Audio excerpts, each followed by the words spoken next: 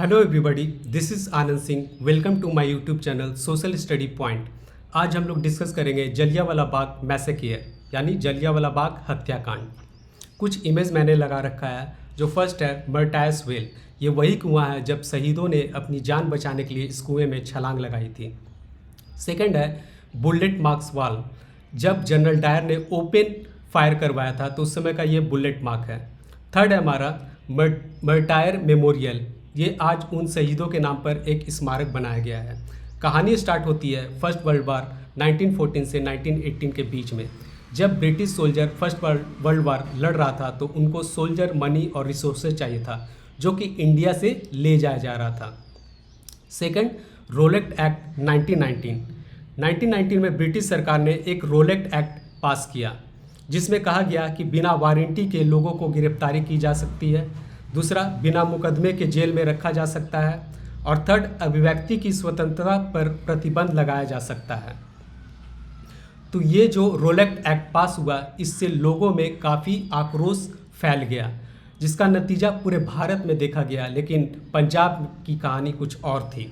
पंजाब में क्या हुआ कि रोलेक्ट एक्ट के विरोध में पूरे देश में आंदोलन शुरू हो गया। पंजाब में जो लोकप्रिय नेता थे डॉक्टर सैफुद्दीन किचली और डॉक्टर सत्यपाल मलिक को 10 अप्रैल 1919 को गिरफ्तार कर लिया गया।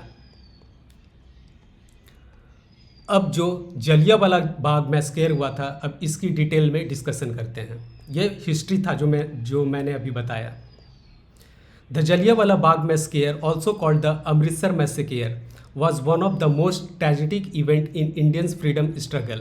जलियांवाला बाग अब तक का एक ऐसा ट्रेजिक इवेंट हुआ था जो लोग इसे भुला नहीं सकते थे।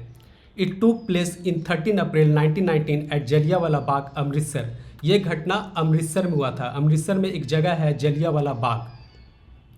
बैकग्राउंड की बात करें, after world war one, British government pass the रोलेक्ट act 1919 which allowed the arrest and detention of the people without trial।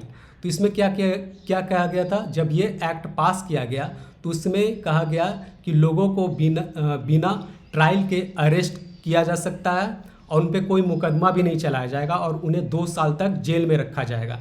Indian strongly oppose this law. जो इंडियन थे वो काफ़ी अपोज किए इस लॉ को। In Punjab the arrest of nationalist leader Saifuddin Kitchlew and Satyapal increase public anger. जब पंजाब में ये 2 फेमस नेता को अरेस्ट किया गया तो उस समय पंजाब में क्या हुआ कि काफ़ी आक्रोश फैल गया। The massacre on Baisakhi day 13 April 1919, thousand of men, women, children gathered all at Jallianwala Bagh. तो 13 अप्रैल 1919 को जब बैसाखी डे सेलिब्रेट किया जा रहा था तो उस समय जो लोग पार्टिसिपेट कर रहे थे जैसे कि महिला थे, पुरुष और बच्चे, वो एक साथ इकट्ठा हुए। Some had come to protest against British policy. कुछ लोग वहाँ पे ब्रिटिश पॉलिसी को अपोज कर रहे थे, मतलब उनकी निंदा कर रहे थे, लेकिन वो पीसफुली कर रहे थे। while many were there for the Baisakhi festival. लेकिन कुछ जो और लोग थे वो लोग अपना बस फेस्टिवल को सेलिब्रेट कर रहे थे। The gathering was peacefully. जो भीड़ था वहाँ पे वो पीसफुली था। The British officer Reginald Dyer arrived with soldier and block the main gate.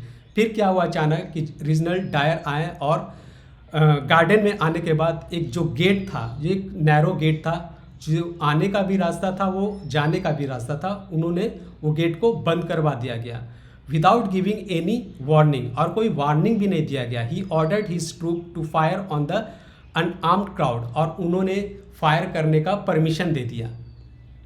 The soldier fired for about 10 minutes and discharge approximately 1650 round of ammunition. तो क्या हुआ कि 10 मिनट तक गोलियां चली और गोलियां जो चली वो 1650 राउंड गोलियां चली। इसमें क्या हुआ कि कैजुअलिटीज़ में क्या हुआ कि official British report 379 people killed and about 1200 injured. उसमें क्या हुआ कि 379 पीपल मारे गए और 1200 लगभग इंजर्ड हो गए, यानी घायल हो गए। Indian sources and later estimate suggested that death toll was much higher.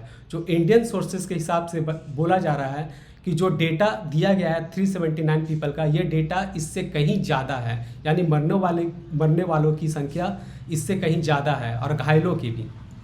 Many people jumped into the famous Martyrs Well inside the garden to escape the bullet. बहुत लोग क्या हुआ कि अपना जान बचाने के लिए उस कुएं में छलांग लगाया, इसलिए कि उनको लगा कि इसमें कूदने से जान बच जाएगी। लेकिन क्या हुआ कि जब लोग कूद रहे थे उस कुएं में, तो कुएं में क्या हुआ कि एक लोग कूदे, फिर 2 3 4 ऐसे करते वो कुआं भर गया। अब भरने का कारण क्या हुआ कि जो नीचे लोग दबे हुए थे वो पूरी तरह से मर चुके थे।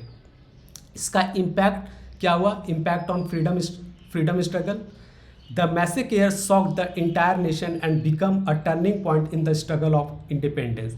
इससे क्या हुआ कि जब लोगों को इनके बारे में जब पता चला कि लोग मारे गए हैं, वो बैसाखी डे फेस्टिवल जब जहाँ पे सेलिब्रेट कर रहे थे, तो लोगों में आक्रोश फैल गया। आक्रोश फैलने का कारण क्या हुआ कि अब जो स्ट्रगल फॉर इंडिपेंडेंस चल रहा था, अब उसमें एक जोश जज्बा आने लगा। उसी समय Mahatma Gandhi launch the non cooperation movement soon afterward. इस घटना के बाद महात्मा गांधी ने नन कॉपरेशन मूवमेंट को लॉन्च किया। रविन्द्रनाथ टैगोर ने अपना नाइटहुड का उपाधि लौटा दिया, यानी बाइकआउट किया। The incident strengthen the demand for complete independence for British rule. अब क्या हुआ कि जो डिमांड था इंडिया फॉर इंडिपेंडेंस, अब उन लोग में एक मजबूती आ गया, उन भारतीयों में, कि अब पूरा कंप्लीट आज़ादी लेंगे। इसका नतीजा क्या निकला, यानी conclusion, the Jallianwala Bagh massacre remains one of the darkest chapter of the British colonial rule in India. ये अब तक का इतिहास का सबसे डार्केस्ट चैप्टर रहा इंडिया का। It awakened national consequence and inspired million of Indians to join freedom movement. ये घटना लोगों को काफ़ी इंस्पायर किया, मजबूर किया फ्रीडम स्ट्रगल लड़ने के लिए। Today Jallianwala Bagh is a national memorial honouring the martyrs who sacrificed their lives for India's freedom.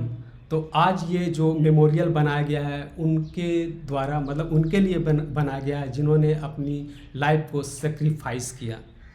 I hope ये वीडियो आपको अच्छा लगा हो। Please do like and subscribe my channel. Thank you.